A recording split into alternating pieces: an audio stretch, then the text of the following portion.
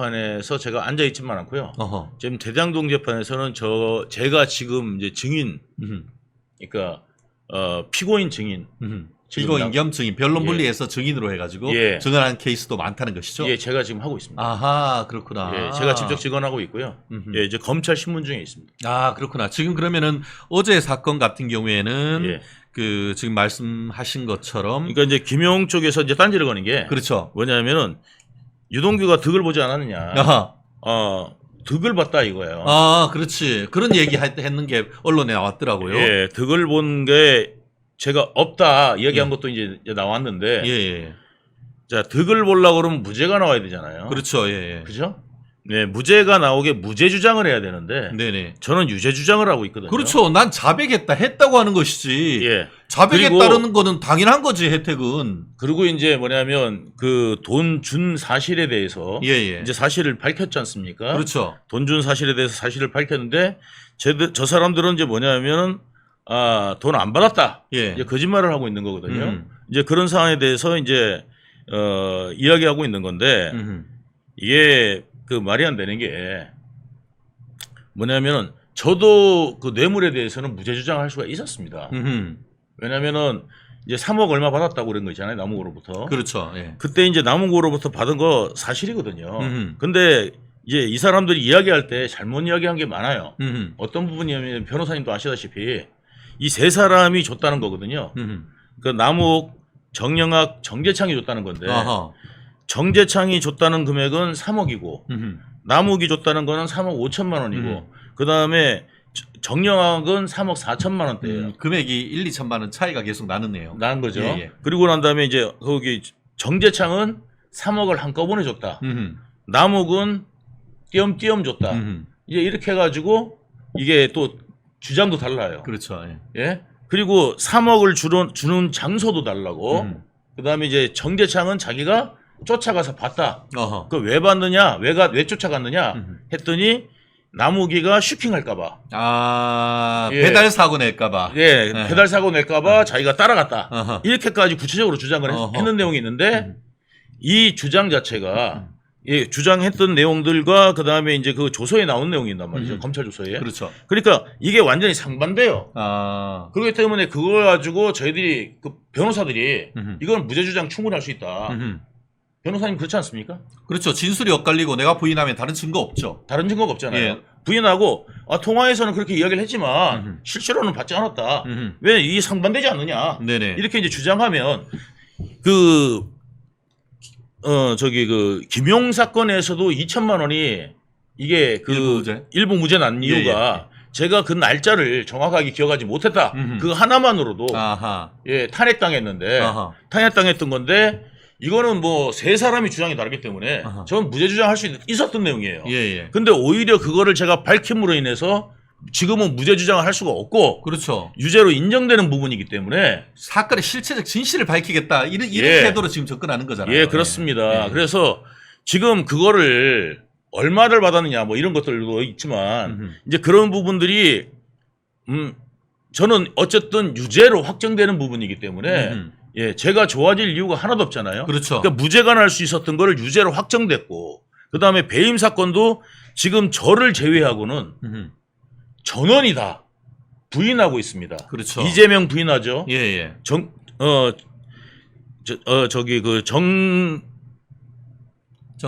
정진상 부인하죠. 예. 그다음에 김영희. 그다음에 거기 김만배 부인하죠. 김만배, 예, 김만배 부인하죠. 정영학 부인하죠. 남욱 부인하죠. 네네. 다 부인하고 있어요. 그렇죠. 예, 다 부인하고 있어요. 다 부인하고 있는데 저만 지금 인정하고 있는 거예요. 예. 오히려 예, 그 인정해서 좋을 게 뭐가 있습니까? 그렇죠. 예. 그렇습니다. 결국은 지금 이 사건 같은 경우에는 계속 얘기하죠. 우리가 이 사건에 대해서 참 그 유동규 본부장님 말씀하시는 게 좀 그 해안이 있다는 생각이 이게 그 얘기 하잖아요. 원래는 뭐 도원 결의해가지고 유비, 관우, 장비 뭐 그런 얘기를 하고 했다고 하는데 그때 유동규 본부장이 이재명의 측근이다라고 하니까 야 측근이 되려고 하면은 김영희나 정진상 정도가 돼야지라고 얘기를 한 적이 있고 그러면서 제일 먼저 이재명이가 우리 유동규 본부장을 잘라낸 것 아닙니까? 제가 이제 어저께 그 발언도 나왔습니다. 예. 이제 뭐냐면 이제 그 김용 변호사들이 예. 뭐라고 했냐면은 유동규가 이재명과 형제들을 배신했다 이거예요. 아하. 예. 배신은 지들이 해놓고는. 그러니까 제 말씀 한번 들어보시면 자, 김용하고 정진상하고 형제같이 가깝게 지내던 사람들이 아하. 예? 라고 이야기를 했는데 아하. 김용이 1심에서는 뭐라고 그랬냐면요. 제가 이제 아주 가깝게 지냈다고 이야기하지 않았습니까? 그래서 맞아요. 이게 이제 돈 주고 했다. 이제 이런 걸 나오니까 김용이 뭐라고 하냐면 50 넘어서 무슨 형제입니까? 이랬어요. 명언이네 그거. 예. 야. 50 넘어서 무슨 의형제입니까? 아하. 이렇게 이야기를 하고 부인을 했습니다. 어허. 예? 자기는 정진상도 유동규도 의형제가 아니다. 아니다. 예, 이렇게 이제 부인을 했어요. 야. 예. 그랬던 사람들이 예. 이제 이런 것들이 이제 가깝다는 증언들이 다 나오잖아요. 음. 아주 가깝다는 증언들이 다 나오니까 어허. 이제는 뭐냐면 거꾸로 뭐냐면 이렇게 가까운 사이들이 어허. 예? 가깝게 지내놓고 배신을 했다. 이제는 어허. 모두를 또 바꾸었어요. 야. 예. 정말 황당하네. 이 인간들은 진술이 일관돼도 믿을까 말까 하는데 예. 그런 기본적인 관계에 대한 진술조차도 입장이 확확 바뀌는 거네요. 확확 바뀌는 겁니다. 그러니까 이재명도 마찬가지였거든요. 예. 처음에는 그 재판 초기에는 위례신 도시 할 때 예. 초기에는 뭐였냐면은 도시공사 한 거라서 우리는 모른다. 모른다. 예. 띠리리리리리 예. 했어요. 그러니까 모른다. 예, 그래 모른다 했는데 지금은 어떻게 바뀌었느냐? 내가 이재명이 직접 이야기합니다. 아, 제가 땅이 아까워서 어허. 도시공사한테 하라고 그랬다. 아. 네, 증거 자료가 다 나오니까. 네네. 더 이상 부인할 수가 없으니까. 부인할 수가 없으니까. 한마디로 빼박 증거가 나오니까. 다 빼박 증거들이 나오니까 이제 뭐냐면 예, 맨날 뭐 개딸들이 뭐 증거도 있어 그랬는데 증거 있습니다. 예, 그래서 말이 바뀌는 겁니다. 그래서 이제 그런 것들이 이제 말이 바뀌어가는 거예요. 예, 그런 이제 과정들이 있었고 얘가 어처구니가 없는 게 뭐냐면 형제 아니라고 그랬던 게 본인들이고 그다음에 측근이 아니라는 게 본인들이 말인데 그러면 배신을 누가 했다는 말입니까? 아하. 예? 측근도 아니고 형제도 아닌데 무슨 배신이 존재합니까? 아하. 그러니까요. 그러니까 말이 되는 소리를 하시라고. 예. 이게 정말 그런 거 아니에요. 대장동 몽통이 윤석열이다라는 말이나 처음에 이 사안이 되니까 대장동이 단군일의 최대 공익 환수 사업이라라고 했다가 거꾸로는 이 그 대장동 사건이 이게 게이트화 되니까 그러니까 이재명이 단군일의 최대 치적이다라고 했다가 이젠 거꾸로 돌아서 가지고 이 대장동 몽통이 윤석열이다 이런 소리로 했던 그런 입장하고 똑같네요. 그렇게 입장 바뀐 게. 어저께 왔던 유튜브가 있어요. 예. 어저께 이제 왔던 유튜브가 있는데 어떤 유튜브가 왔죠? 이제 그 김용의 말 그대로 받아주는 예, 유튜브가 왔어요. 아, 개딸 유튜버네요. 이게 뭐냐면 예, 그러니까 개딸 유튜버도 어쨌든 유튜브 하나 왔는데 저기 빨간 거시기라고 예, 왔어요. 예. 근데 여기가 문제가 뭐냐면 무슨 효석인가 그래요, 걔 이름이. 어허. 그런데 이제 보면은 생긴 것도 뒤지게 못생겼어요. 그런데 이제 얘가 이제 뭐냐면 얘가 그 어디에 있냐면 조직단 회의 있죠. 네. 유동규 네거티브하고 예? 네. 유동규 네거티브하고 그다음에 김용은 포지티브한 여론을 형성하자. 이거에 대해서 그 민주당 거기에 그 부원장까지 참여한 그다음에 지난번에 한번 말씀드렸지 않습니까? 이 조직단 회의를 하는데 거기 가담했던 그 빨간 거시기가 어저께 방청을 하면서 했는데 저희 변호사들이 이제 고소하려고 다 준비를 하고 있어요. 예. 그래가지고 거기에 가담했던 사람들 다 이제 고소하려고 준비를 하고 있는데 빨간 이제 유튜브 자체도 이제 고소를 원래 준비를 했었는데 아주 교묘하게 새날은 빼박인 내용들이 너무 많아서 새날도 거기 참여를 했거든요. 아하. 새날은 고소를 했습니다 이미. 예. 이미 고소했는데 아주 교묘하게 예. 빠져나가는 상황이었는데 어제 와가지고 재판 끝나자마자 거기 변호사하고 같이 서서 이야기하는 거를 제가 촬영하고 찍을 거를 어허. 예, 제가 그냥 지나갔어요.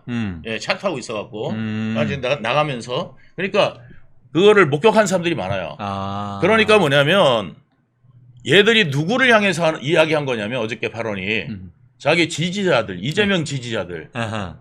예, 한테 그 여태까지 자기들이 주장했던 내용들을 그대로 주장하기 위해서 어제 재판정에서 재판을 이용해서 발언권을 이용해가지고 이제 그런 흑색 선전을 한 겁니다. 그렇죠. 예. 예, 그래서 재판장님이 뭐라고 하셨냐면 재판을 이용하지 마라. 그럼 말씀까지 하셨어요. 맞습니다. 지금 굉장히 재판부가 그렇게, 뭐라고 예. 얘기하셨냐면은 서로의 입장에서 하는 주장에 불과한 의미 없는 변론들이 포함되어 있어 재판부는 궁극적으로 증거에 의해서 판단하겠다. 이 재판을 이용해 쟁점화하고 외부로 의견을 표명한 것은 부적절하다라고 지적했던 것이 바로 그 맥락이네요. 그 맥락입니다. 어허. 그래서 처음에 그렇게 나오길래 제가 그거에 대해서 반박은 해야 될 것 같아서 우리 변호사님이 아닌 제가 직접 반박을 했습니다. 어허. 그리고 예, 그 성접대도 받고 성접대를 받았지 않습니까? 예. 예, 성접대를 그 남욱한테 성접대도 받고 그다음에 이게 지금 많은 다른 재판에서 증인들이 나와서 김용하고 정진상에 예. 민낯이 다 드러났습니다. 그렇죠. 이게 뭐냐면 술 먹으러 와가지고 수십 번을 술 먹거나 예. 아니면 자기들끼리 와가지고 그다음에 자기가 와가지고 예. 술을 먹고 난 다음에 그 술값조차도 유동규한테 그렇죠. 외상으로 술 먹었다는 거 아닙니까? 예, 유동규한테 걸어놓고 예. 외상을 자기들한테 걸어놓지. 그렇죠. 유동규한테 걸어놓고 술을 또 먹어요. 그거 그 당시 걔네 다 공무원 아니었습니까? 공무원 아니면은 그 시의원일 때입니다. 그렇죠. 예. 그러면 왜 제 앞으로 이름을 걸어놓고 술을 먹나? 예. 관계 그 의형제도 아니고 아무런 관계도 없고 친분도 없는데 왜 남의 이름으로 걸어놓고 외상술을 그것도 예? 룸살롱에 가서 먹나요? 그러면은 그런 사람이 그것도 술도 있잖아요. 예를 들어서 이제 그 룸사롱이라도 예를 들어서 술도 싼 것도 안 먹어요. 하하. 로얄 샬루트 뭐 이런 거 있잖아요. 와. 그런 거 먹어요. 보통 사람들은 먹기도 어려운 거 보기도 어려운 거 아니에요. 술을. 예. 양주. 예. 그러니까 뭐 예를 들어서 뭐 패스트푸드 뭐 이런 거 있잖아요. 옛날에 예. 뭐 이렇게 좀 싼 거 예. 그런 걸 먹는 게 아니라 수입 고급 양주를 예, 먹었다는 고급 거네요. 양주를 먹습니다. 그래가지고 저한테 그것도 외상으로 걸어놓고 가. 예. 예? 아가씨 TC까지 다 해가지고. 예? 몇 번 그런 일이 있었죠. 그게 이제 여러 차례 있었던 거죠. 예. 그래서 그거 뭐 셀 수 없어요. 그러니까 그런 짓을 왜 했겠냐고요. 그러니까 저하고 다 공범 관계에 있기 때문에 예. 그런 거를 하지 않았겠습니까? 예? 같이 발을 담그고 있으면서 공범 의식으로 그냥 어차피 네 돈이 내 돈이야 이런 식으로. 그렇죠. 예. 그래서 뭐냐면 제가 어저께 분명하게 얘기했습니다. 지금 그 당시에 시의원이었기 때문에 예. 이 직접적으로 이 대장동에 어떤 도움을 줬는지를 검사들이 예. 그걸 못 가린다 해가지고 예. 이게 같이 이거 한 거는 맞는 것 같은데 예. 이거를 갖다가 기소가 안 됐어요. 김용희 대장동에는. 그것 좀 이상하다. 그것 좀 기소해야 되는 거 아니에요? 당연히 기소해야 되는데. 예, 뇌물이잖아 그거. 그거는 그러니까 뇌물도 받아먹고 그러니까 남욱한테 뇌물도 받아먹고 다 같이 받아먹은 놈들이 예. 대장동의 의원이었다는 이유만으로 하하. 예? 거기서 뭐냐면 대장동 배임에서 빠졌어요. 예. 나는 그것만 해도 엄청 특혜아니냐. 예. 그래가지고 그거 다시 해달라. 예. 지금 어저께 제가 재판정에서 그 이야기를 한 겁니다. 예. 김용희는 대장동 배임에도 이거 분명히 김용은 들어가야 됩니다. 그러니까요. 저는 분명히 말씀드리지만 지금 기호리님이 자기 돈이 아니라고 막 먹었네라고 하는데 그러는 부분도 있지만 저수지에 담긴 돈이 너무너무 컸기 때문에 네. 그렇기 때문에 그 정도 먹어봤자 뭐 네. 별 간의 기별이 더 안 난다라는 그런 느낌도 저는 있는 이제 것 그 같아요. 부분을 이제 심부름 하던 사람이니까 실무를 담당하니까 실무를 담당하니까 힘들잖아. 그러니까 그 제가 오죽하면 대출 받아서 갖고 그랬겠어요. 그러니까요. 얼마나 힘들었겠어. 네. 예. 그런데 제가 과거에 집 팔았는데 얼마 남고 뭐 이거 가지고 네. 이야기하는데 제 경제 사정은 제 경제 사정인 거고 예. 자기들이 이게 집을 팔았는데 이걸 갖다 대출이 얼마 있으니까 얼마나 받는데 예. 다른 집 이사 갔는데 내가 누구한테 다른 사람 제3자한테 또 돈을 빌리거나 예. 아니면 그렇게 해가지고 어차피 이사를 가야 되니까 예. 그렇게 갖는 거를 갖다 나중에 증명하면 무슨 변명을 하려고. 예, 그러니까 제가 그걸 밝혀야 될 이유가 있습니까? 아무 게 없죠. 자기 범죄 사실만 밝히면 되잖아요. 그렇죠. 예. 개인 예? 프라이버시에 대해서 그리고 뭐 상관이야. 그리고 뭐 철거업체 어쩌고 했는데 예. 증언으로 나왔어요. 예. 그 날짜나 이런 것들이 2023년이 아니라 아니 아하. 2013년이 아니라 2011년, 12년 상황이라고 어허. 증언까지 했어요. 어허. 예, 그리고 그 안고 관계가 없다고. 음흠. 예, 그래가지고 그것까지 이야기를 다 했는데 불구하고 계속 그렇게 허위 주장을 아하. 하고 있으면서 그 허위 주장을 누구한테 하겠습니까? 아하. 재판장님은 아니라는 걸 아셔요. 그러면 그 허위 주장을 누구한테 하는 거냐? 언론한테나 아하. 아니면 자기들 우호적인 그 아하. 네거티브 유동규는 주고, 예, 그 다음에 자기들은, 그러니까 유동규는 배신자. 네. 자기들은 뭐냐면, 제가 죄를 더 약하게 하기 위해서 음흠. 거짓말하는 사람. 이거를 지금 구도를 만들고 있는 게 저 음흠. 사람들의 지금 하고 있는 짓입니다. 그렇죠. 그러면 다시 돌아와서 이야기하면은, 자, 어저께 우리가 멜콩TV에서 말씀드렸습니다만, 어저께 자료를 보고 다 말씀드렸습니다만, 김만배 측과 이재명이 얼마나 긴밀하게 연락했는지가 비밀리에 긴밀하게 연락했는지도 다 이미 드러났습니다. 아하. 예, 다 드러났습니다. 그래가지고 이게 최우양이 시키고 김만배 쪽은 최우양을 시키고 이쪽에서는 백종선이하고 예, 뻐꾸기 형이 누군지 아십니까? 그 뻐꾸기는 또 누구예요? 뻐꾸기 형이라고 하는 게 나오는 게 누구냐면 거기 박병국입니다. 예, 코나아이. 예, 코나아이. 출신 박병국. 야, 결국은 다 그 조폭 예. 출신 기업인이라고 지금 세탁하고 있는 그런 사람들이네요. 그래서 백종선, 박병국이가 이재명 측이고, 그 다음에 그 최우양은 김만배 측이가지고 측이죠, 예. 자기들끼리 만나가지고 서로 의견 교환하면서 또 보고를 다 합니다. 그렇죠. 그 보고하는 과정에 있는 것이 텔레그램이 네네. 예, 그게 다 나왔어요? 다 나온 겁니다. 와. 증거 자료로. 아까 얘기한 것처럼 김만배가 성균관대 동양철학과 나왔지 않습니까? 예. 그런 돈과 인맥을 이용해서 최우양이 그러니까 그 조폭 계보에 나와 있는 사람인데 거기를 성균관 대가 그 속해 있는 성균관 부관장으로 넣는 것 아닙니까? 그만큼 둘이의 관계는 명확한 거죠. 지난번에 헬멧맨 얘기 안 합니까? 거기뿐만 아니라 예. 김만배의 친구를 예. 예? 경기도 2급 자리를 만들어줘서 넣어줬지 않습니까? 아, 맞다. 예. 예.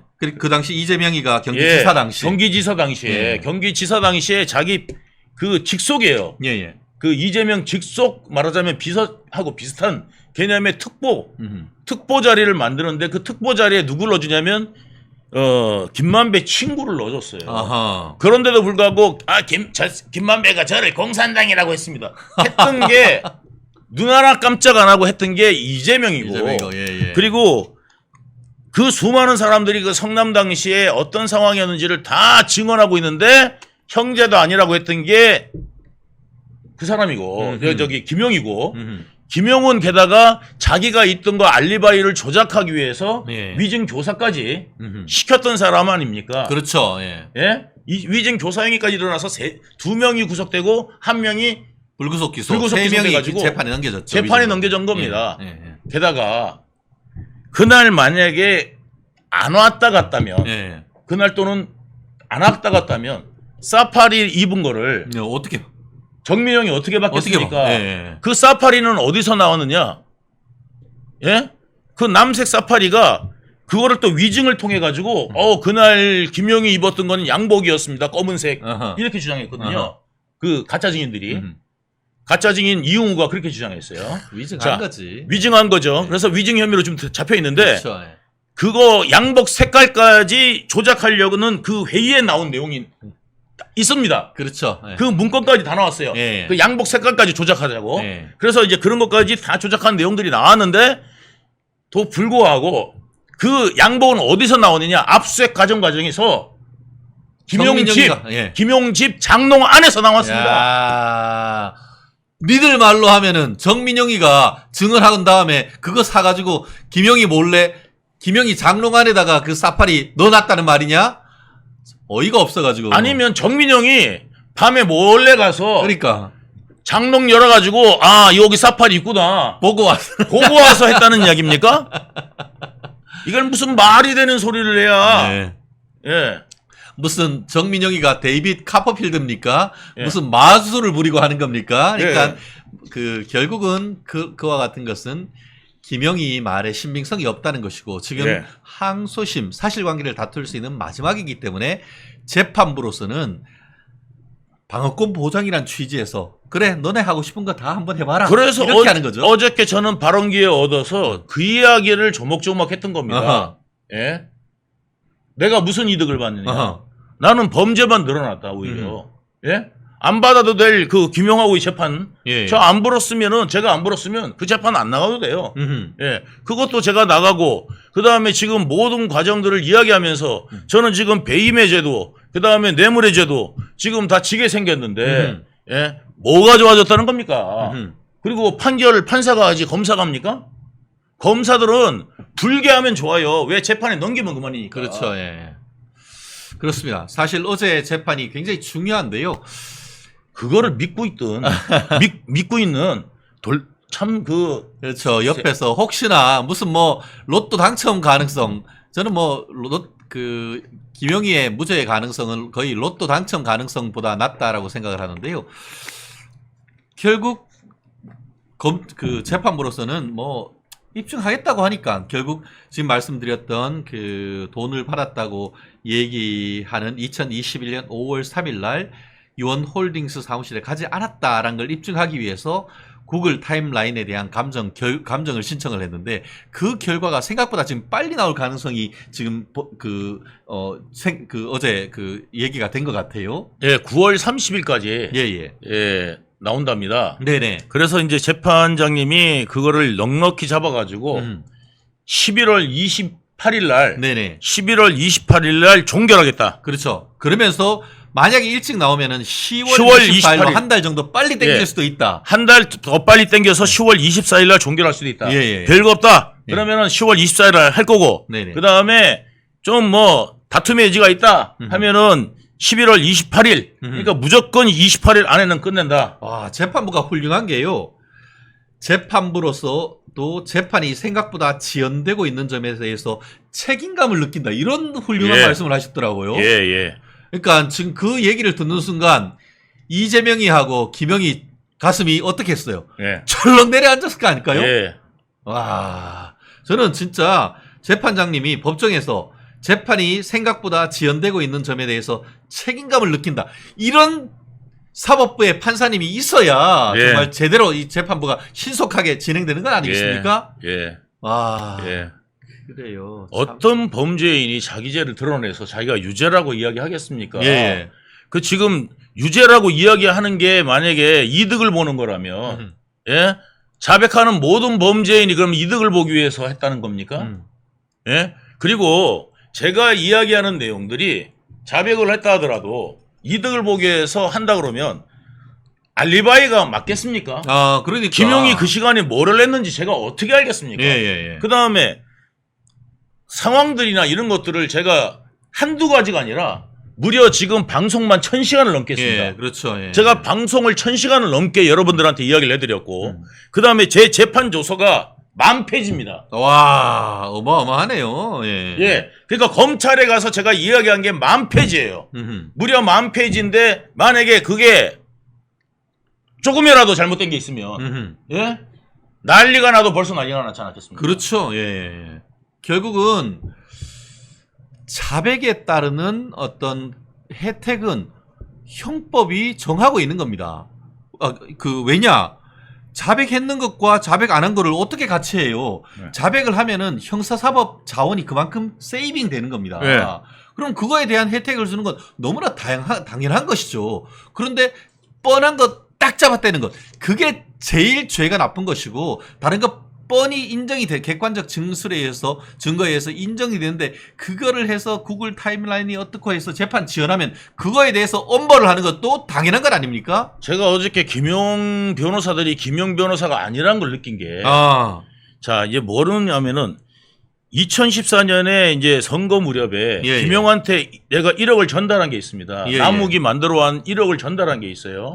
그거를 유동규를 기소를 안 했다고. 네네. 그거를 유동규를 기소를 안 했다고. 그거 가지고 시비를 걸었어요. 그러니까. 그런데 그 돈은 누구한테 전달됐느냐? 김용 본인한테 전달된 거예요. 그런데 그거를 1심에서 무죄를 받았어요. 예, 예. 김용도. 예, 예. 김용도 1심에서 무죄를 받은 내용이에요. 최종 그 이득본자가 무죄를 받았어요. 그런데 그거를 유동규를 기소를 안 한다고 검찰을 체근한 겁니다. 그렇죠. 그건 다시 말해서 뭐냐면 유동규가 받았으면 김용도 받은 거 아닙니까? 그러면 김용 받았던 거 인정한 게 되는 거잖아요.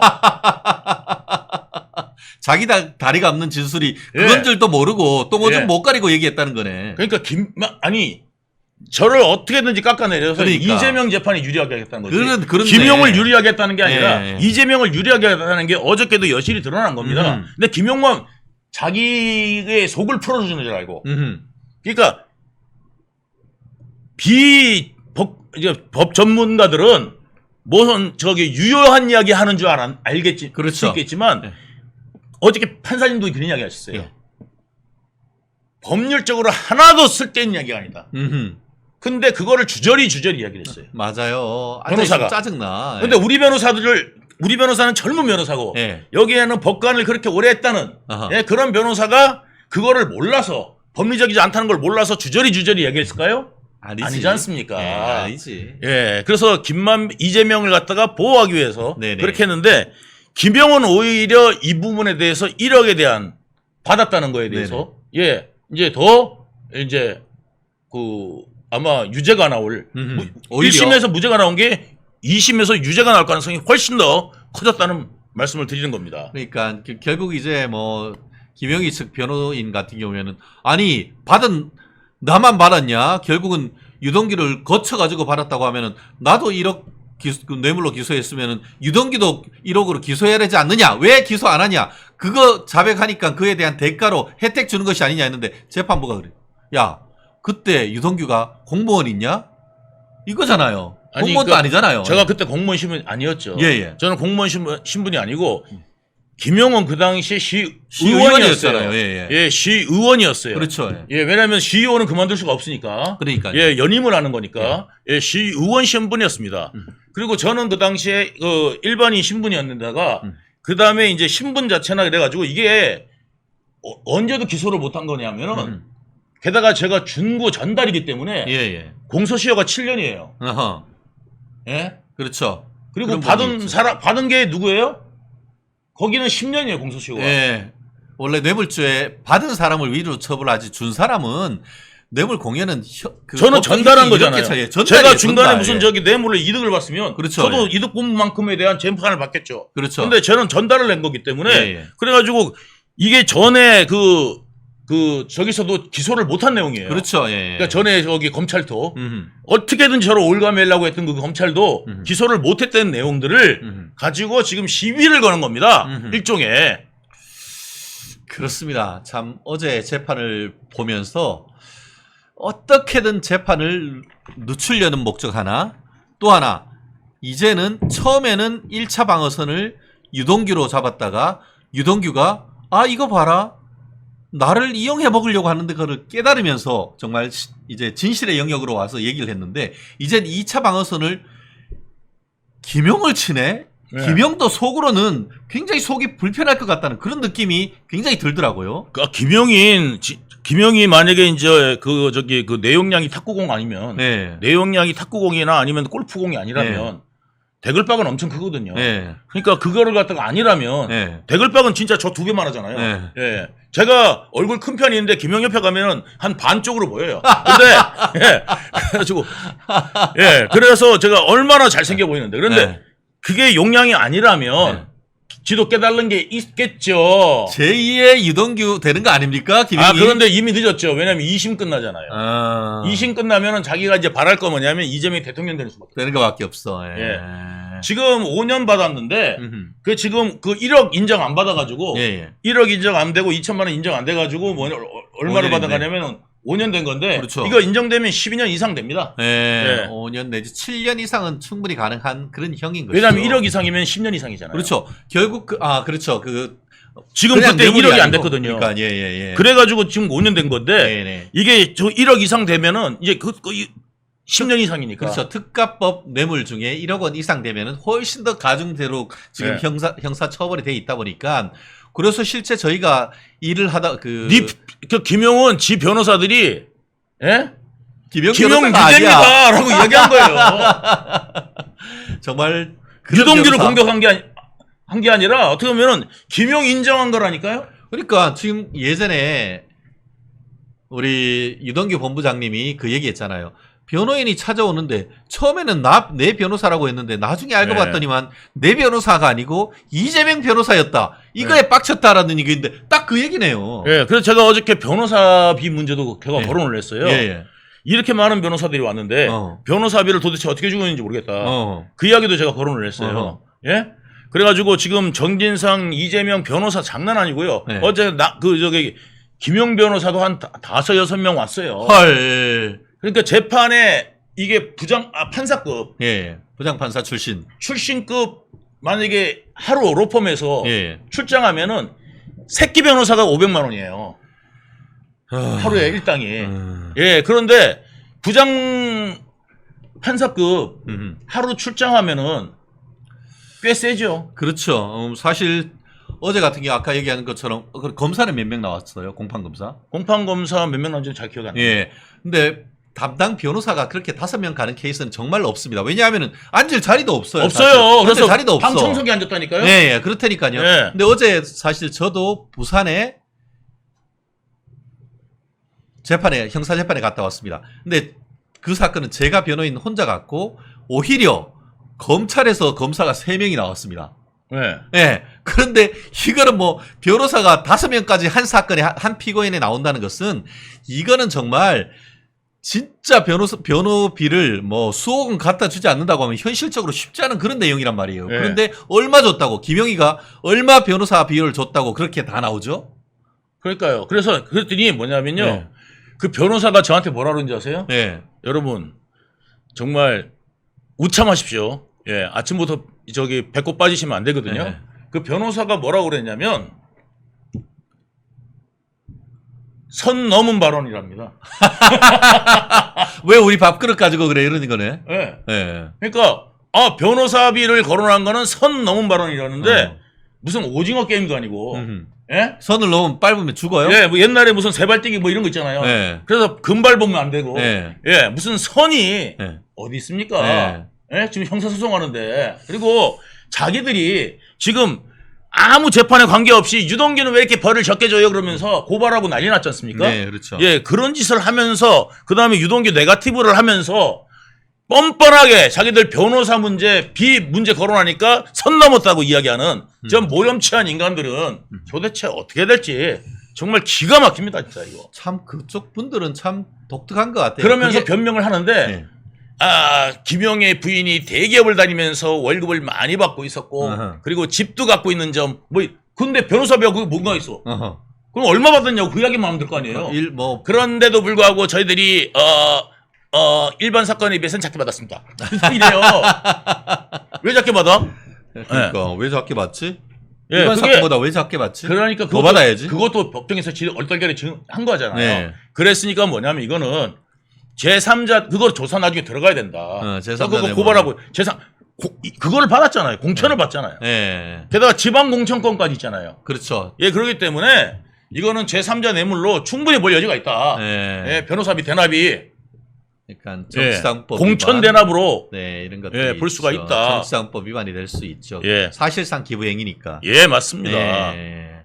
그거 아니면 몇 깎아줍니까? 그렇죠. 그쪽 분들은 참 대단한 것 같아요. 저국이당 기호 1번 이문정 전 검사, 이민정 의원도 남편이 그렇게 검찰에 있어서 뭐 하다가 나와가지고 재산이 뭐 갑자기 100억이 넘어버렸더라고요. 현금성으로.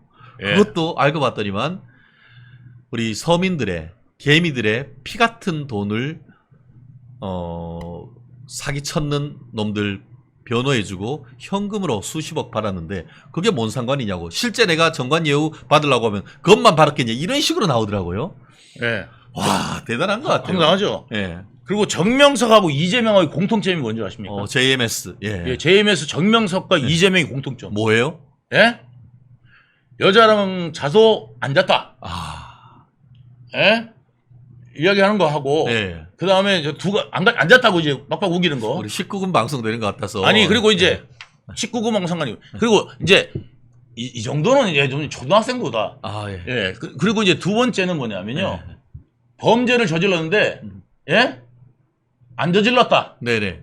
예. 지금 정명석도 무죄 주장하고 있어요. 예예예. 그 많은 여자들이. 네네. 그리고 세 번째는 뭐냐면 이재명한테는 개딸이 있고 정명석한테는 교인이 있다는 거죠. 아. 그 말을 믿는 인간들이 있다는 겁니다. 아하.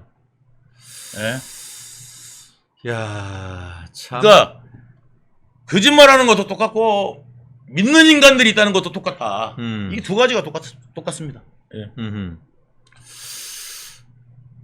아, 참. 지금 지금 저 김부겸도 예. 이거 지금 언제까지 강성 지지층에 바라볼 것이냐 해가지고 개딸 네네. 정치에 대해서 지금 비난하고 나섰지 않습니까? 그렇죠. 면역력이 왜 중요한지 말 안 해도 다들 아시죠? 저는 몇 년째 환신을 꾸준히 먹고 있는데 면역력만큼은 걱정 안 합니다.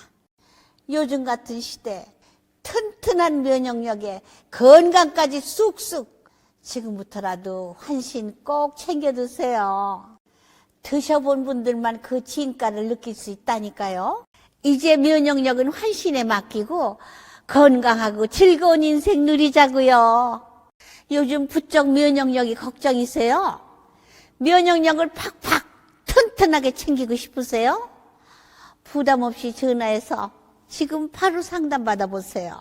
김문수 우리 장관 후보자 청문회 이야기 네. 좀 하고 아유, 뭐 좀 하고 넘어가겠습니다. 왜냐하면 치열합니다 요즘. 어제도 우리가 이걸 이야기했지만 아니 댓글 반응이 너무 폭발적이어서 김문수 네. 장관 후보자 청문회에 대해서 말을 하지 않을 수가 없어요. 그러니까요. 일단 이 청문회에서 김문수 장관에 대한 어떤 국민 대중들의 반응은 어떻다고 보세요? 아니 반응이 네.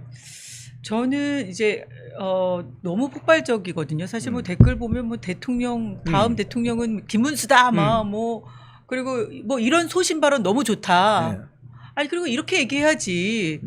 앞으로 뭐 장관들의 인사청문회 할 때 아주 모범 선례를 남겼다. 뭐 이런 얘기도 있고요. 그래서 아주 반응이 폭발적이더라고요. 네. 사이다 발언이다. 뭐 이런 말인데 네. 지금 보면은 이제 그 강론으로 들어가 보면은 민주당 측 의원들이 몇 가지를 딱 이게 타깃을 해서 물었어요. 네. 가령 뭐 제주 4.3 사건. 그렇죠. 예민한 건들. 그렇죠. 그 다음에 뭐 건국 관련 질문. 네. 또 그 다음에 아주 노골적으로 일제시대 때 국적이 어디냐. 뭐 이런 것도 물어보고. 맞아요. 그런 것도 다 물어보셨죠. 근데 여기에 대해서 김문수 장관이 또박또박 네. 밀리지 않고 소신껏 발언한 거 아닙니까? 발언을 아주 소신껏 하셨더라고요. 네. 4.3 사건 같은 경우에는 그 4.3 폭동을 주도한 남노당.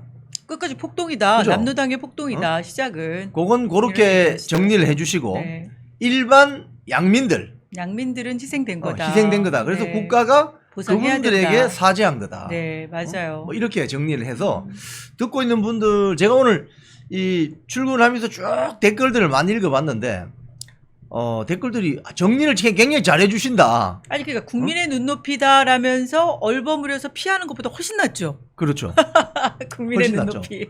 그러니까 4.3 폭동 같은 경우는 사실은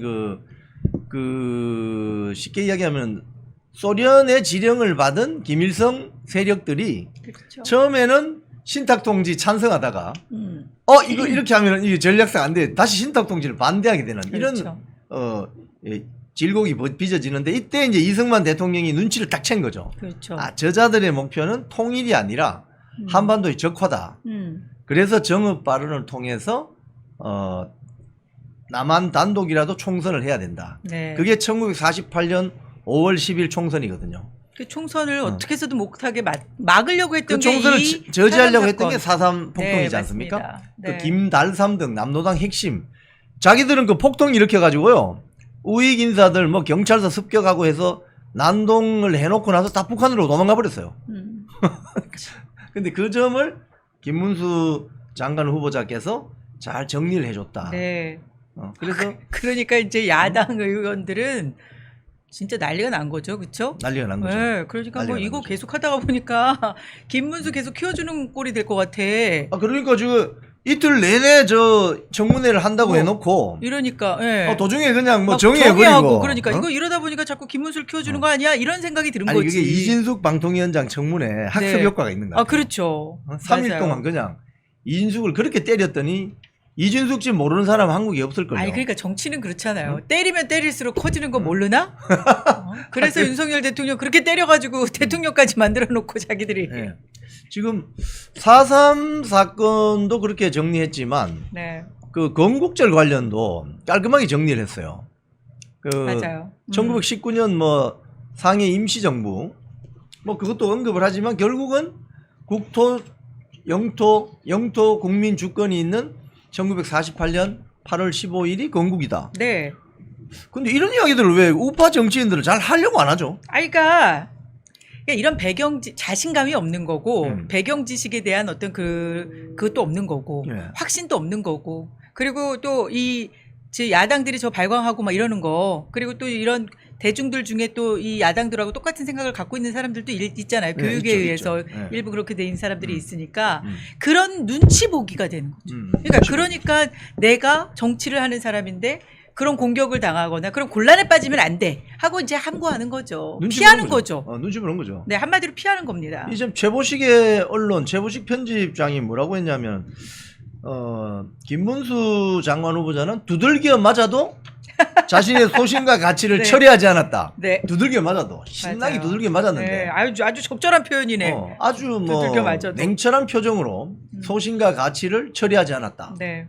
야, 또 이 뭐 소신이 옳든 그러든 이념적으로 극우든 아니든 그를 노동자의 배신자로 몰든 말든 네. 요즘 정치판에서 적어도 김문수는 자신이 한 말에 책임을 지고 믿을 수 있는 사람이라는 걸 각인시켰다. 맞아요. 야, 이런 부분은 상당히 대중들에게 어필이 강력하게 될 것 같아요. 그러니까 이렇게 자신이 한 말에 대해서 책임을 지고 믿을 수 있는 사람이라는 인상을 줬다. 이건 너무 중요한 말인 거거든요. 그러니까 이 정치인이 본인이 한 말을 지키고 그리고 본인이 한 말에 대해서 또 잘못된 부분은 또 사과하고 인정하고 뭐 이러는 것들. 그러나 내가 이런 부분들은 이 김문수 지사가 이번에 발언한 부분은 어떤 식으로 했냐면 사과하라고 막 요구하잖아요. 네, 네. 그럼 무조건 사과하는 게 아니에요. 예. 그러니까 내가 이러이러한 부분에 대해서는 사과할 수 있다. 그러나 이렇게 생각한다.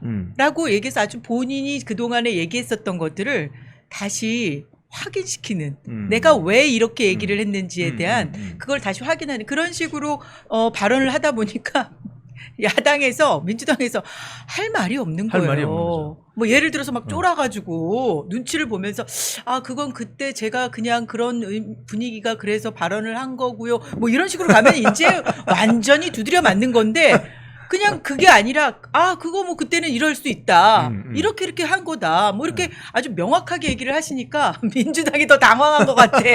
아니 그러니까 저희 뭐 정의하고 네. 특히 이 질문 민주당 의원이 일제 강점기에 살았던 그럼 우리 선조들은 국적이 일본이냐 이렇게 물었더니 그렇죠. 김문수 장관 후보자가 뭐라고 답변을 하셨냐면은 나라를 다 빼앗겨서 일본으로 강제로 다 편입됐다. 이러니까 또 민주당 의원이 묻습니다. 그럼 우리 부모님 후보자 부모님 일제치하의 국적이 다 일본이냐 이렇게 또 다그쳐요.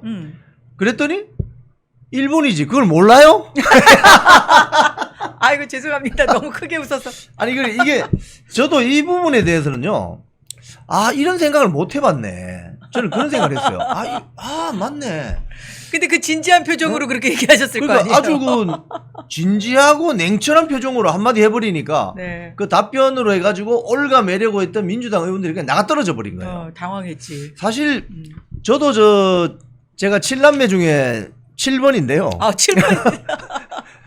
저희 어머니 같은 경우에 36년생입니다. 네. 그러니까 그때 태어났을 때 분명히 동사무소 가서 신고했을 거 아닙니까? 그렇죠. 그죠? 그렇죠. 저희 아버지는 24년생이신데. 그렇습니다. 그럼 신고를 했을 때 제가 이 시츄에이션을 들으면서 생각했어요. 저도 그러면 태어나서 나라가 없으니까. 그렇겠네요.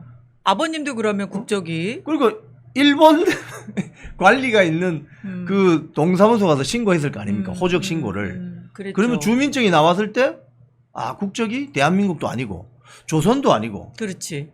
그럼 일제치 하니까 일제 무슨 주민증을 받았을 거 아닙니까? 그 이야기를 한 거거든요. 그러니까 이 질문에 대한 응답을 이렇게 딱 직선적으로 해버리니까 그 인사청문회가 갑자기 폭탄이 터져가지고 정회가 돼버리는. 참 이 가슴 아픈 부분이에요. 사실은 이 패망한 조선의 소위 말해서 백성들이 일제치하에 들어갔을 때 호적 신고, 출생 신고를 하러 갔더니 일본 이 동사무소 이 시츄에이션 여러분 얼마나 가슴 아픈 장면인지 기억하시겠죠? 느끼시겠죠?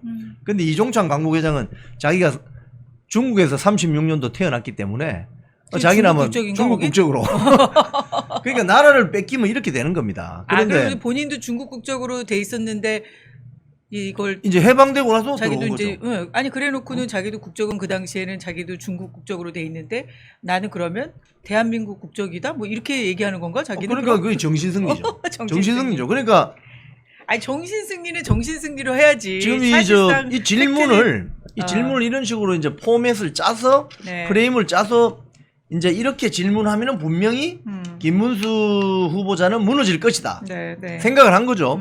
아니 특히 그리고 부모님도 일제치하 국적이 다 일본이에요 이러면 그건 아니지만 뭐 이렇게 했다면 아마 이게 맞아요. 김문수 장관 후보자가 또 혼나는 이런 시츄에이션을 미리 딱 각본을 짜서 갖고 들어온 건데 그렇지. 김문수 장관 후보자는 있는 팩트 그대로 그렇죠. 야당이 예상했던 답변이 아닌 답변을 계속 하시니까 아주 원칙적이고 네.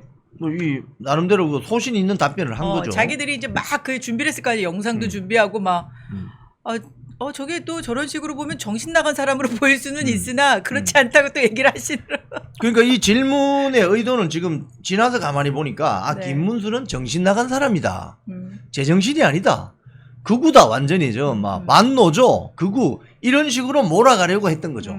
그런데 거기에 대해서 김문수 장관 후보자가 담담하게 팩트 위주로 설명을 하는 순간 맞아요. 이 민주당 야당 그 청문위원들이 나가 떨어져 버린 거죠. 네.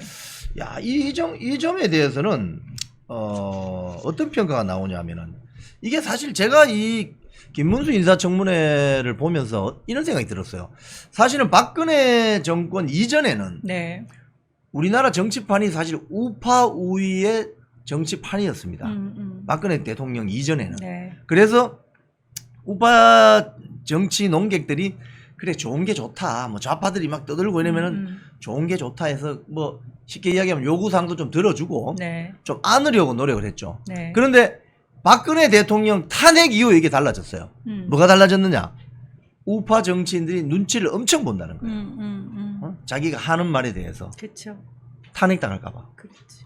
그런 측면들이 많이 보여요. 그래서 그런 측면에서 이 우파 애국 국민들이 너무 답답했는데 김문수 장관 후보자가 사이다 발언으로 한번 뚫어줬다. 좀 시원하지 않았어요? 그렇죠. 시원하죠. 응? 그래서 그 댓글에 그런 열화 같은 반응을 보이는 거예요. 지지자들이. 이게 얼마 만에 이 통쾌함이냐. 막 이런 거죠. 그래서 댓글에 보니까 야 자기 대통령 김문수다. 뭐 이런 댓글이 맞아요. 엄청 막 올라오는데 많더라고요. 제가 다 읽어봤어요. 자기 대통령 뭐 1순위 김문수 그 다음에 또 뭐 누구 하는데 얼마나 이 가슴이 짓눌려 있었으면 그런 이야기를 하겠습니까? 그러니까요. 참 김문수 장관 후보자님 이제 청문회도 끝났고 지금 보니까 이 한겨레 보도 보니까요. 네. 지금 정진석 그 대통령실 비서실장이 어제 그 국회 운영위원회가 네. 이 대통령실 담당입니다. 여기에서 이제 그 박찬대 뭐 민주당 원내대표 또 이 노종면 YTN 출신 노종면 네. 노종면이 또 김현 아주 편을 들더라고요. 그러니까요. 여기에 대해서 뭐라고 이야기했냐면은 아니 그 김문수 후보자가 일제시대 조선인들은 일본 국적이었다는 발언을 한 것을 알고 있나?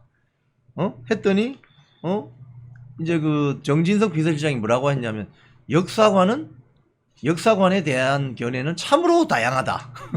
이렇게 하면서 임명권자인 대통령 입장에서 노동부 장관 임명할 때 인선 기준이 있었을 것이고 그런 기준에 합당한 인사였기 때문에 추천하신 걸로 알고 있다. 네. 이러면서 아마도 청문 보고서 채택 네. 여부와 상관없이 임명할 것 같아요. 네, 독립기념관장도 그 네. 철회할 이유가 아니다 이렇게 어제 음. 정진석 비서실장께서 그렇게 또 확실하게 얘기하더라고요. 근데 어제 그 정진석 비서실장 그 말 중에 저는 이게 상당히 좀 공감이 됩니다. 무슨 소리냐면은 네네. 이게 우리 좌파 진영, 대한민국 좌파 진영의 문제이기도 한데 네. 일본에 대한 여러 가지 아직까지 컴플렉스가 있어요. 컴플렉스. 그러니까 한 40년 전만 하더라도 우리가 일본에 비해서 소득 수준이 한 3분의 1 정도밖에 되지 않았을 때는 그런 컴플렉스가 있고 우리가 반일해야 된다. 뭐 토착 왜구다. 이런 게 쉽게 하면 설득이 될 수 있는데 지금 일본이 우리 대한민국하고 구매력 기준으로 거의 소득 수준이 비슷합니다. 네. 아니 그리고 전체적인 이런 어떤 분위기 있잖아요. 이게 일본 같은 경우 지금 꽤 오랫동안 지금 정체 상태잖아요. 경제도 그렇고. 그리고 이게 분위기가 이 한국은 에너지가 지금 막 올라가는 분위기고 경제도 그렇고 전체적으로 세계적으로 케이팝도 그렇고 막 여러 주목을 받고 있는 그런 분위기다 보니까 어떻게 보면 이렇게 가라앉는 분위기고 여기는 막 뜨는 분위기잖아요. 그럼 이제 어떻게 보면 용서라는 것은 그 위에 이렇게 위에 있는 사람이 하는 거잖아요. 맞습니다. 네, 그 맞습니다. 통 큰 용서는. 그래서 이 정진석 실장이 뭐라고 했냐면요. 윤석열 정부는 친일 사관을 가지고 있는 게 아니고 일본을 극복한다. 극일. 그리고 그치. 승리한다. 승일 사관을 가지고 있다. 아주 중요한 말을 이거 아주 했네요. 중요한 말입니다, 여러분. 멋진 말이네. 어? 예. 자꾸 친일 프레임이라는 그런 우리가 이제 공세로 극복을 몰아가시면 안 하고, 된다. 네, 극복을 하고 일본을 이제 넘어서는. 야, 이거 아주 중요한 말 너무 잘하셨네요. 그러니까 이 정진석 비서실장이 실장이. 굉장히 보면 이 사고가 플렉시블 하신 것 같아요. 네. 그리고 이 극일을 해야 된다. 일본을 승리해야 된다. 승일 사관을 가지고 있다는 말은 어떻게 보면은 일본에 대한 콤플렉스가 아니라 자부심에서 나오는 그렇죠. 거거든요. 맞아요. 야, 우리 이제 일본하고 거의 대등해. 그렇지. 우리 요즘 케이팝도 유행하지만 요즘 우리 그러니까요. 아이들 보면 아우 키도 크고 네. 잘생기고 이쁘고 네.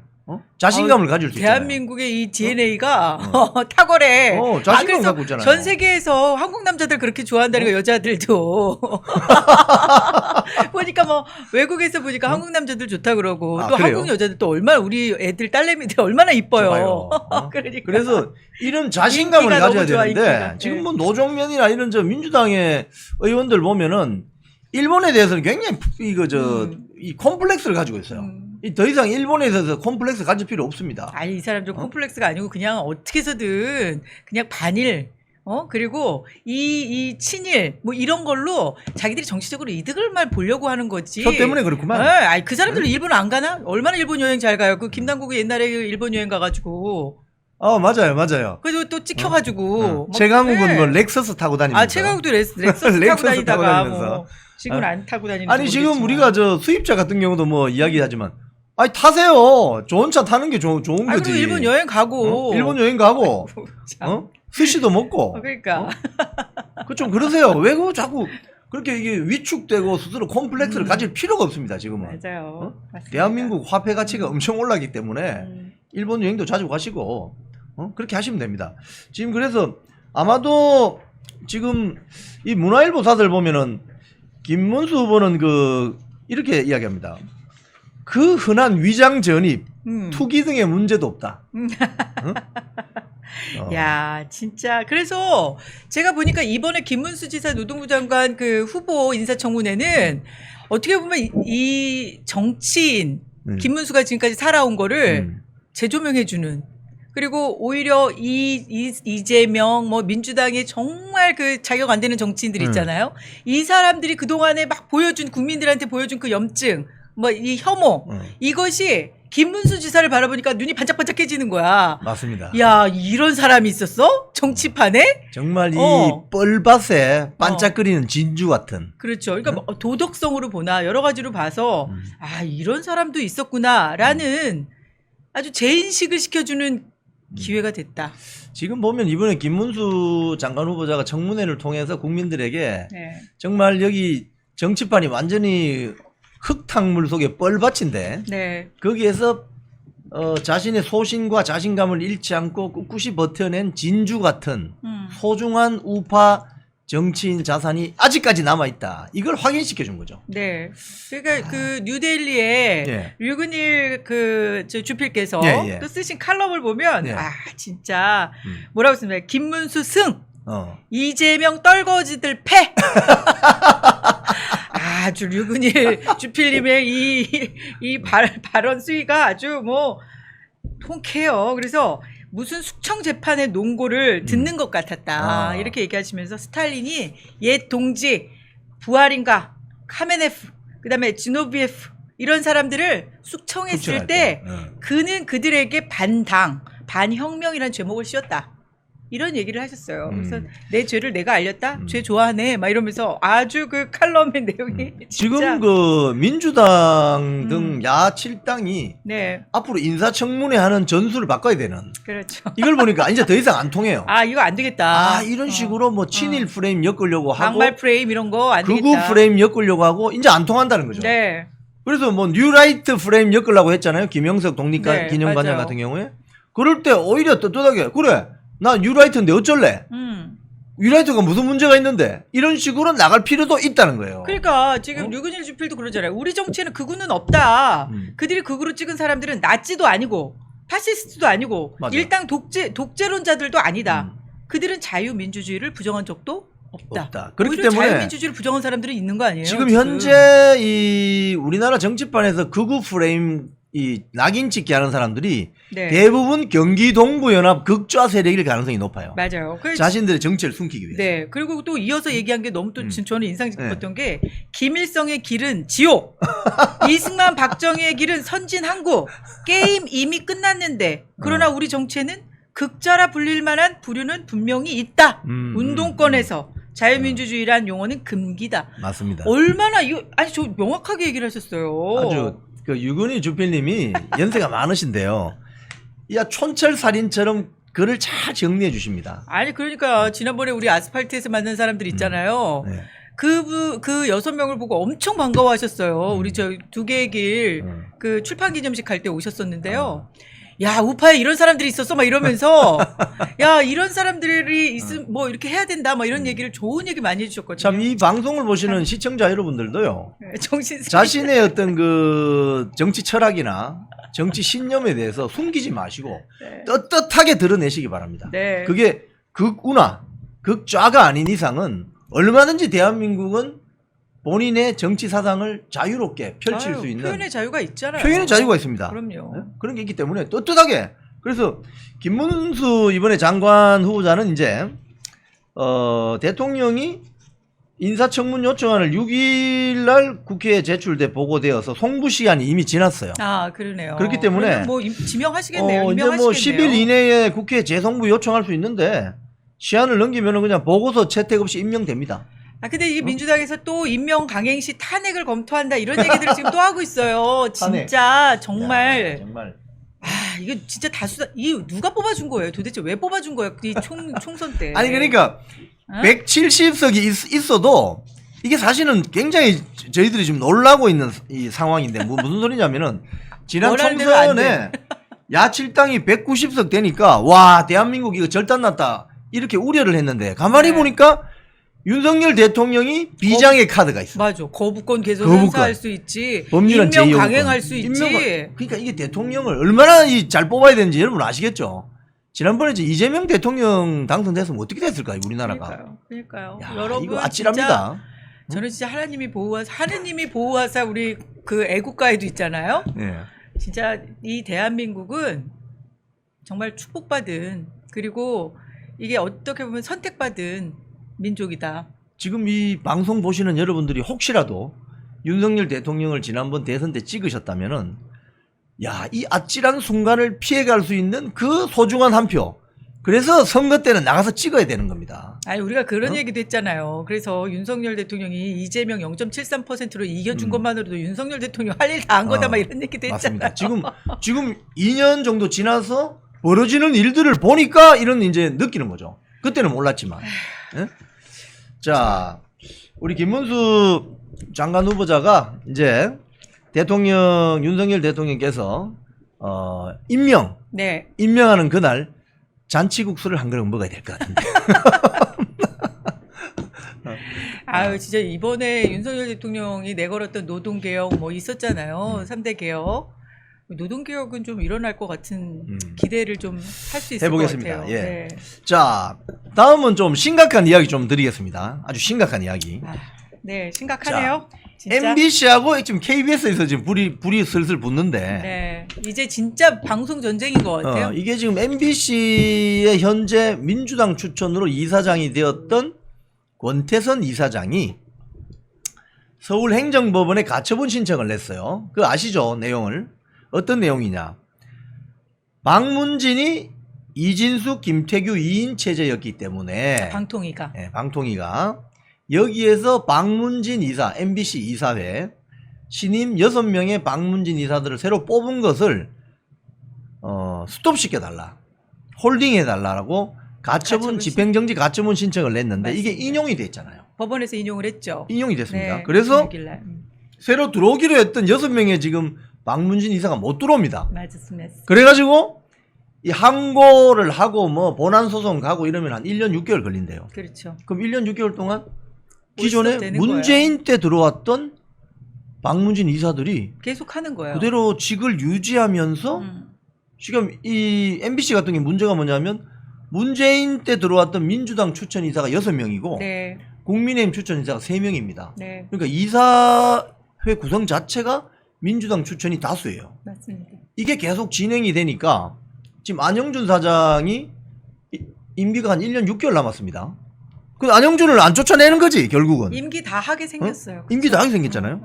MBC는 지금 이런 문제가 발생했습니다. 그래서 오늘 서울행정법원 앞에서 뭐 기자회견도 있다고 하는데. 권태선 맥주 마시고 막 뭐 축하한다고. 아, 그래요? 축하하더라고요. 그런 사진이 돌아요? 그런 사진 돌더라고요. 네. 그래서 누가 지금 찍었는지. MBC를 보면은 야 이거 민노총 세력이 잔치할 만하다 이런 일이 벌어진 거죠. 자 그런데 문제가 또 생겼습니다. 어제 오후에 전해진 소식인데 아마도 그 권태선 이사장의 이 가처분 신청이 인용된 걸 보고 네.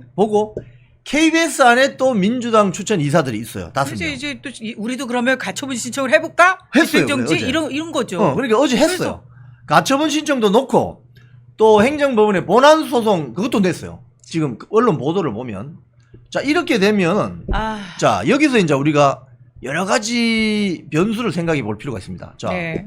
서울행정법원 재판부의 입장에서 권태선 이사장이 신청한 가처분은 인용을 해줬는데 KBS 이사 현직 민주당 추천 이사입니다. 이 사람들이 신청한 가처분은 그러면 기각하면 되느냐?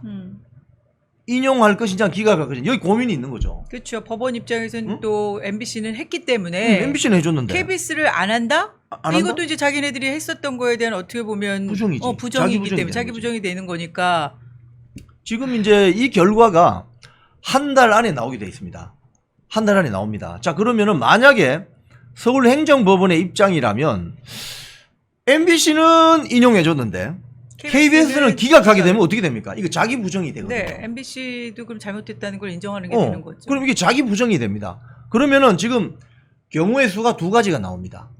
자, KBS 민주당 추천 이사들이 가처분 신청 낸 것을 인용할 경우, 권태선 케이스처럼 인용할 경우, 그 다음에 기각할 경우 두 가지의 경우의 수가 발생하는 거죠. 그러면 예를 들자면 기각을 해버리면은 서울행정법원이 여론에 완전히 질타를 받겠죠. 네, 그러면 저는 이 대목에서 궁금한 게요. 그러면 방통위의 이진숙 위원장 지금 이제 집행이 지금 정지가 됐잖아요. 직무가 정지가 됐잖아요. 그럼 이 부분에 대해서 탄핵의 부분에서 빨리 어떻게 좀 탄핵 그 부분을 이 헌법재판소에서 결론을 내주면 어떻게 되나요? 이게 이제 신속 심리를 할 수도 있겠지만 통상적으로는 한 5개월에서 6개월 걸립니다. 그 연말까지 가야 된다는 소리죠. 아휴. 네. 그러니까 이진숙 방통위원장의 직무정지 관련 부분도 탄핵 소추안도 한 연말쯤은 되어야 결론이 날 수 있다. 참. 이렇게 되는 겁니다. 그렇기 때문에 지금 이진숙 빠진 자리에 지금 김태규 한 사람만 있기 때문에 민주당 과방위 위원장 최민희가 이 두 사람 그럼 집어넣을게 추천해 줄게. 그러면 저 국민의힘도 추천해라. 그럼 2대2가 되잖아요. 네. 그럼 어떠한 결정도 할 수 없는 거죠. 그러네요. 식물 방통위가 되는 겁니다. 자 그렇기 때문에 지금 이제 저 관심사는 뭐냐면요. KBS 야권 이사. 네. 지금 그 조숙현 변호사라고 KBS 야권 이사가 있는데 이분이 그 가처분 신청을 낸 것 같아요. 자, 그럼 이게 기각이 되면은 서울행정법원은 자기 셀프 부정이기 때문에 네. 아마도 그 법사위에서 난리가 날 거예요. 그렇겠죠. 어? 민주당 이거는 이렇게- 정청래가 가만히 있겠어요? 그렇죠. 난리가 날 거란 말입니다. 자, 그럼 인용이 된다. 이렇게 되면 어떻게 되는 겁니까? 인용이 되면. KBS도 최악의 인용이 경우가 됩니다. 되는 거죠. 최악의 경우. 그러면 지금 KBS 사장 체제도 흔들리는 거죠. 흔들리게 되는 거고 KBS도 이제 그동안에 그래도 좀 정상화가 되는 기대를 하고 있었던 게 잘못하면 물거품이 되는 거죠. 만약에 인용이 되면 네. 지금 현재 그 국민의힘 추천 이사들이 그래도 6명입니다. 아 지금 참 하고 있네. 6명입니다. 이게 지금 박문진하고 똑같은 케이스로 하면 기존에 있는 사람들이 계속 하는 거죠. 하는 거죠. 그러니까 이제 국민의힘 추천 이사가 다수는 다수입니다. 그러네. 6명이고 저는 지난번 5명이고. 보궐로 들어갔으니까 그렇죠. 다. 그러니까 6대 5죠. 그러면 뭐 그거는 6대 5인데. 자, 그럼 여기서 이제 핵심 문제는 그겁니다. MBC보다 최악은 아니네요. MBC보다 최악은 아니죠. 그러네요. 자, 그러면은 이 기존의 6명의 국민의힘 추천 이사들이 네. 박민 사장을 연임시킬 것인가? 아니면 새로운 리더십을 원할 것인가? 네. 이게 이제 쟁점이 발생하는 거죠. 아, 그렇겠네요. 그럼 기존 이사들한테 이제 그게 권한이 있으니까. 자, 그래서 어떻게 보면은 KBS 야권 추천 이사들이 가처분 신청 낸 것이 기각되면은 아까 말씀드린 대로 서울행정법원이 자기 부정이 되기 때문에 법사위에서 민주당 추천 등 야당 위원들한테 완전히 질타를 당하겠죠. 그러네. 그러면 MBC의 케이스를 그대로 준용을 하게 되면 인용을 해야 된단 말입니다. 똑같은 거니까. 핵심 본질은 똑같아요. 인용을 하게 되면 두 개의 길이 열릴 수 있습니다. 그러네. 박민 사장을 연임시킬 것이냐, 네. 아니면 새로운 리더십을 여권 추천 이사들이 초이스할 것이냐, 이 두 가지를 놓고 고민하게 되는데 결국 이거는 무슨 소리냐? 박민 사장이 지난 1년 동안 경영을 잘 했느냐? 그 평가를 받는 받겠군요. 거죠. 네. 평가를 받게 되는 거죠. 아, 그리고 박민 사장, 그러니까 어쨌든 KBS는 MBC보다 최악은 아닌 게 최악은 좀 아니죠. 다행이네요. 최악은 아니죠. 그러니까 기존에 있는 이사들이 일단 이쪽이 훨씬 더 우위에 있었으니까 인원수로는. 그러니까 MBC는 이제 인용됨으로써 기존의 민주당 추천 이사 6명, 네. 국민의힘 추천 이사 3명이기 때문에 이 뭐 문재인 때 그 체제를 그대로 가는 거고. 그러네요. 아. KBS는 문재인 때 체제는 이미 작년에 우리가 투쟁을 통해서 바꿔놨기 때문에 그래서 작년 KBS 정상화 투쟁이 소중한 겁니다. 국민 여러분들이 바꿔주시는 그러네. 거. 아니 그러고 보니까 이영풍 기자님의 그 희생이 이 값어치가 진짜 더 있군요. 왜냐하면 그거를 진짜 해임당할 걸 각오하고 그 안에서 그렇게 투쟁을 벌여준 게 그리고 그때 저도 이제 기억이 생생하잖아요. 네. 뭐 생생하지 뭐 작년 얘기 얼마 안 네. 됐으니까 이영풍 기자님이 그때 그 사무실 안에서 그 저희 보도부 안에서 그 막 했어도 영상 봤잖아요. 근데 그렇게 하고 나서 일단 이제 1인 시위를 하기 시작했잖아요. 그때 막 그 화환들 온 거. 그거 지금 아주 생생하거든요. 그게 다 그게 국민들께서 국민들이 막 보내주고 그리고 나서 모든 관심이 이제 KBS로 쏠렸단 말이에요. 그러니까 KBS가 변화할 수 있는 어떤 명분이 만들어지고 그랬던 거거든요. 아 근데 지금 MBC는 좀 진짜 아쉽긴 하네요. 그래서 MBC 그 민노총을 반대하는 MBC 동지들에게는 참 이게 청천벽력 같은 소리인데 네. KBS는 약간 다른 양상으로 전개될 가능성이 있습니다. 그래서 어떻게 보면 만약에 인용이 된다면 이건 박민 사장의 지난 1년간의 경영 평가에 대한 심판이 될 수도 있습니다. 그렇겠네요. 또는 새로운 리더십을 요구할 수도 있고 이렇기 때문에 아마도 이 어제 오후에 나온 뉴스지만 네. KBS 민주당 추천 이사들이 똑같은 형태로 MBC 권태선 이사장과 똑같은 형태로 가처분 신청을 했다는 소식. 네. 또 본안 소송까지 바로 내버렸어요. 맞아요. 두 개를 동시에 내버렸어요. 그러니까. 그렇기 때문에 이게 만약에 인용되면은 박민 사장과 지금 현 경영진은 네. 지난 1년간에 뭐 했나? 맞아요. 그러니까 어제 그 밤 10시 50분에 난 맞습니다. 그 이게 기사에도 여기 조선일보에도 보면 예, 그 얘기 그렇게 나오죠, 돼 그죠? 있어요. KBS 이사회는 지난해 여권 우위로 전환이 됐어요. 음. 그러니까 이번에 아무리 가처분 신청이 인용이 된다 하더라도 그대로 그 여권 우위로 전환됐었던 그 인원수대로 가기 때문에 박문진하고는 MBC와는 다르다. 그리고 인용되면 KBS 사장 선임에 영향을 미칠 듯 이렇게 해서 기사가 났네요. 그렇죠. 여기 네. 보면은 야권 성향 이사들이 제기한 행정 소송, 가처분 소송이 인용될 경우에 현재 이사들이 임기는 계속 이어가는데 지금 연임을 뭐 희망하겠죠, 박민 사장은. 네. 뭐 본인이 열심히 하신다고 하니까. 그런데 이 후임 선출에 변수로 작용할 수 있다. 그래서 박민 사장이 더 열심히 하셔야 되는데 이건 이제 본인이 제일 잘 알 거예요. 네. 가령 이제 박민 사장이 들어와서 민노총 세력들을 잘 척결했느냐. 여기에 대한 뭐 저희들은 답을 하지 않겠습니다만. 네, 공이 있느냐 없느냐를 따지겠죠. 본인이 잘 알 겁니다. 그리고 프로그램 이런 걸 혁명적으로 개혁을 했느냐. 국민들이 느낄 수 있을 만큼. 저 KBS 잘렸잖아요. KBS 나와서. KBS 고정 나가달라고. 아니, 자기들이 얘기해놓고. 그래서 한 달 동안 준비해가지고.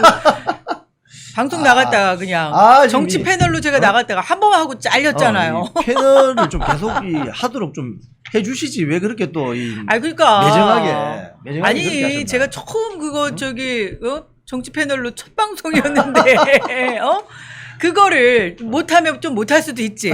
또 그렇게 또 못하지도 않았다고 또 주변 반응은. 지금은 웃지만 그때 저 진짜 너무 속 쓰렸어요. 한 달 동안. 지금 지금 이제 금세 회복이 돼가지고. 유머가 들어간 우리 박소영 대표님의 말씀인데. 네. 자, 여하튼 이 MBC에서 벌어지는 상황과 KBS에서 벌어지는 양상이 다릅니다. 시청자로. 이거를 분리해서 보셔야 됩니다. MBC는 지금 큰일이 났고 네. KBS는 새로운 리더십을 원할 것인가 말 것인가. 박민 사장에 대한 1년 평가가 이루어질 가능성이 크다. 그러니까요. 인용이 될 경우. 기각이 되면은 뭐 별 상관이 없을 수 있겠죠. 참 어렵네요. 이 정권이 출범한 지 지금 2년 반, 그러니까 2년이 넘어갔는데 어떻게 지금 이 방송 문제 때문에 언론 문제 때문에 이렇게 고생을 하는지 참 너무 사실 너무 지나고 나서 안타깝고 보면은 화가 나요. 집권 초기에 사실은 대통령실 홍보 수석실에서 이런 분들을 아주 전략 전술적으로 그림을 잘 픽처를 그려야 되는 거예요. 속전속결. 이건 빅픽처를 그려야 되는 거예요. 뭐 문재인 정권의 사례를 보세요. 이 문재인 정권은 미디어의 중요성, 미디어의 어떤 가치에 대해서 잘 이해하고 있었던 것 같아요.